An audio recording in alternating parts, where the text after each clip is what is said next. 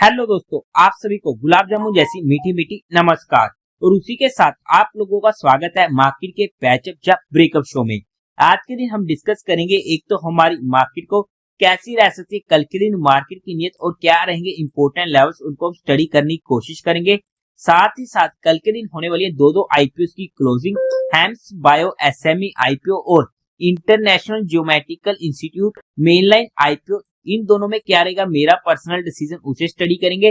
साथ ही साथ कल के दिन दो SME IPO Toss the Coin and Jungle Camps की होने वाली है लिस्टिंग, तो इन दोनों आईपीओ में क्या रहेगी लिस्टिंग स्ट्रेटेजी, उसे भी स्टडी करेंगे। एंड फाइनली आज के दिन काफी सारे आईपीओ की होने वाली है अलॉटमेंट, जिनकी अगर हम बात करते हैं तो उनमें आने वाला है Purple United Sale SME IPO, Vishal Mega Mart mainline IPO, MobiKwik mainline IPO, Sai Life Science mainline IPO and Supreme Facility SME IPO. जैसे इन सभी का अलॉटमेंट लिंक आ जाएगा, आप लोगों को टेलीग्राम चैनल पर अपडेट कर दूंगा। टेलीग्राम चैनल का लिंक आपको डिस्क्रिप्शन में मिल जाएगा। अब अगर हम सबसे पहले आज के दिन का एफआईआई और डीआई डाटा की बात करते हैं तो वहां पर आज के दिन ज्यादा वॉल्यूम हमें देखने को नहीं मिला है। डीआईएस की तरफ से 234 करोड़ की सेलिंग हुई है, वहीं पर एफआईएस की तरफ से 278 करोड़ की सेलिंग हुई है। नेट में फिगर सेलिंग साइड का होने वाला है।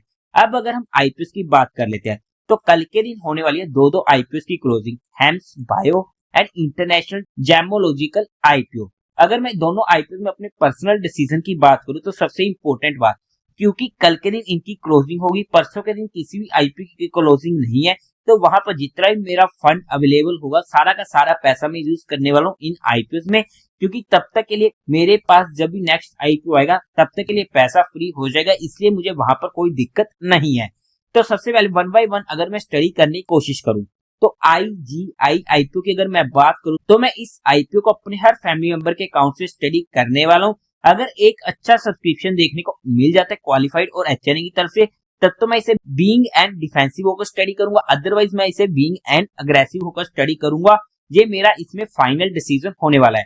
अब इसमें बेस्ट कैटेगरी कौन सी हो जाएगी वो डिपेंड करे किस तरीके से मुझे सब्सक्रिप्शन देखने को मिलती है, बिग एचएनआई, स्मॉल एचएनआई में या रिटेल कैटेगरी में कल के दिन, उसके बेस पर ही मेरा कोई फाइनल डिसीजन बनेगा।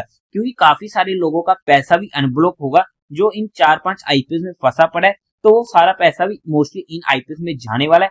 तो डिपेंड करता है किस तरीके से सब्सक्रिप्शन आती है किस कैटेगरी में, उसके बेस पर जो भी फाइनल डिसीजन बनेगा वो मैं आप लोगों को टेलीग्राम चैनल पर अपडेट कर दूंगा।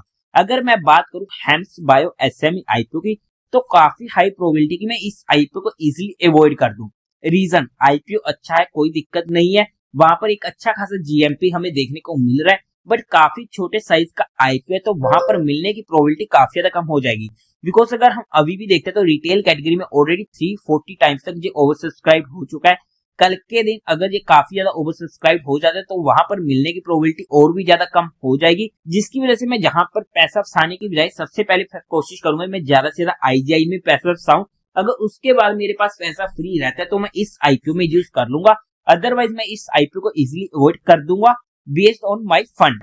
बट इन दोनों आईपीओ में ये मेरा फाइनल डिसीजन था जो मैंने आप लोगों के साथ एजुकेशन पर्पस स्टडी किया है। आप लोग कौन कौन सा आईपीओ अप्लाई करने वाले हो कमेंट सेक्शन में बता दीजिएगा, और कोई भी एक्शन लेने से पहले एक बार अपने फाइनेंशियल एडवाइजर से कंसल्ट कर लीजिएगा।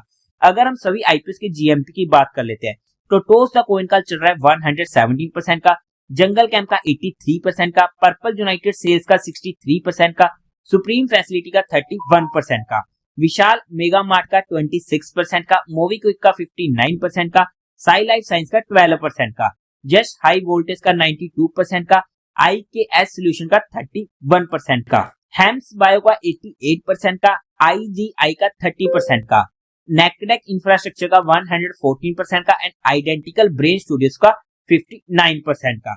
अब अगर हम बात कर लेते हैं जिन आईपीओ की कल के दिन होने वाली है listing, Toss the Coin and Jungle Camps की, पर्सनली मैंने इन आईपीओ को अप्लाई नहीं किया था। रीजन सिंपल सा था, क्योंकि जहां पर मिलने की प्रोबेबिलिटी काफी ज्यादा कम थी, तो वहां पर और अच्छी अपॉर्चुनिटी थी जहां पर आईपीओ मिलने की प्रोबेबिलिटी भी ज्यादा थी और एक अच्छा खासा लिस्टिंग है। इतना ज्यादा नहीं मिलेगा मुझे पता है, बट जितना ही मिलेगा एटलीस्ट मिलेगा तो सही, तो उस वजह से मैंने वहां पर उन आईपीओ को प्रेफरेंस दी। बट अगर ये आईपीओ मेरे पास होते तो जो नॉर्मली मेरे पास हमेशा एसएमई आईपीओ में लिस्टिंग स्ट्रेटेजी स्ट्रिक्ट बनी हुई थी है कि जैसे वो आईपीओ लिस्ट होते हैं मैं वहां पर इमीडिएट प्री ऑर्डर पे निकलने की कोशिश करता हूँ। यही मेरी फाइनल लिस्टिंग स्ट्रेटेजी होती है किसी भी एसएमई आईपीओ में, क्योंकि मेरा मोटो ही लिस्टिंग लेने का होता है। मिलता है ठीक है, नहीं मिलता है तब भी ठीक है, मैं वहां पर एक बार के लिए एग्जिट हो जाता हूँ।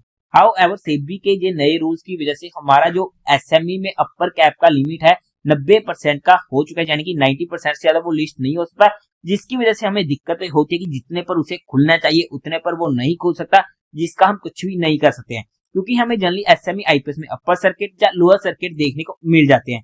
क्या लगना कंफर्म है? कोई कंफर्म नहीं है, बट हाँ अगर लगता है तो कौन सा लगेगा किसी को भी नहीं मालूम।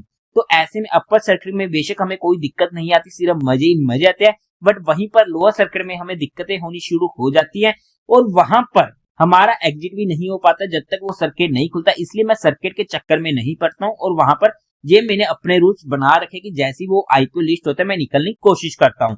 बट फिर भी टॉस द कॉइन में जिस तरीके का जीएमपी हमें देखने को मिल रहा है वहां पर अपर सर्किट लगने की प्रोबेबिलिटी ज्यादा होने वाली है, मतलब कि 48-49% की प्रोबेबिलिटी है लोअर सर्किट लगने की और 51-52% प्रोबेबिलिटी है अपर सर्किट लगने की।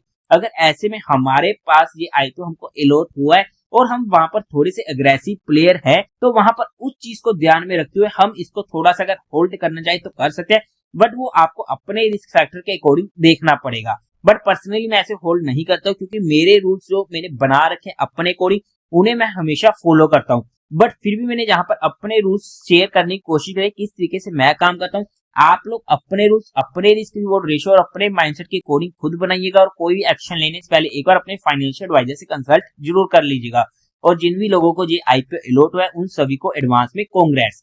अब अगर हम बात करते हैं हमारी मार्केट की, तो उससे पहले आप लोगों को म्यूचुअल फंड में या इंश्योरेंस सेगमेंट में किसी भी तरीके को भी हेल्पलाइन की जरूरत है, जहां आप लोग चाहते हो कि being a mutual fund distributor हम आपका पैसा मैनेज करने में आपकी हेल्प करें, तो आपको डिस्क्रिप्शन में मेरा फोन नंबर मिल जाएगा, आप मुझसे कांटेक्ट कर सकते हैं।